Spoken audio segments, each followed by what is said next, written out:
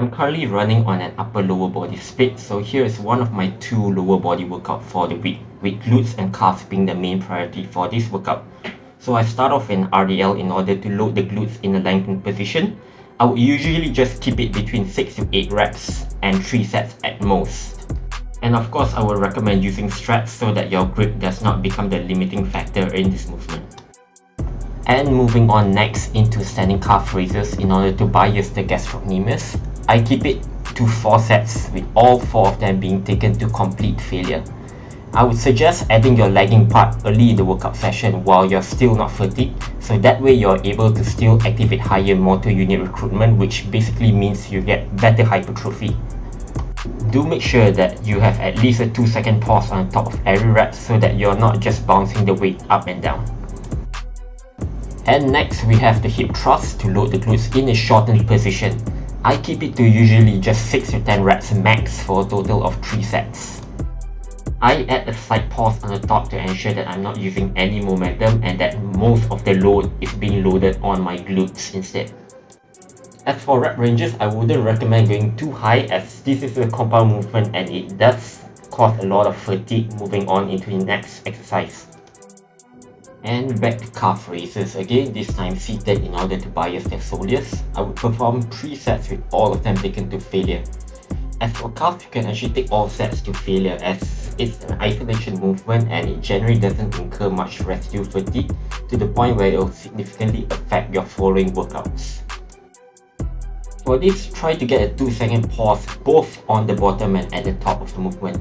You want your calf doing most of the work, not your Achilles tendon. And moving on into a seated hamstring curl, working on that lengthened position of the hamstrings. I would also perform 3 sets with all of them taking to complete failure. Make sure you're letting your knee extend all the way up and bring it all the way down and not half wrapping it. And a quick tip here, don't try to take your calf out of it as some people would tell you. Just keep your ankle bent upwards, activating the calf. The calves are actually there to stabilize the knee, especially when it's bending at a greater degree. And you will actually need that in order to perform your curls, especially if you're going heavy. And finishing off with a quad movement with the leg extensions to really load the rack femoris, something that you don't really get much of from your squats or leg presses.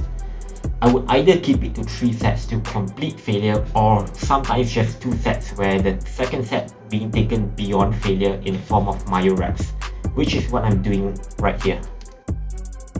How I would perform it is that the weight stays the same across all 3 micro sets.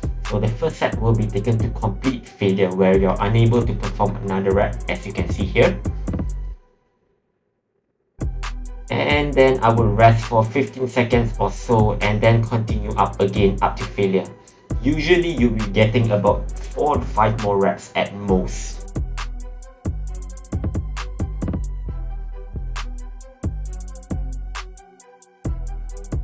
So once you're done, rest again for another 15 to 20 seconds and then continue on once more, depending on how many more you're able to get on this last set. I would opt to go for my reps only if I want to finish off the workout in a shorter time while still keeping the volume high. But if you're not limited with time, you can just perform your straight sets with all of it taken to failure or close to failure. There's totally nothing wrong with that. And that would conclude my workout for today, and as you can see now, I'm completely drained after all that we have done.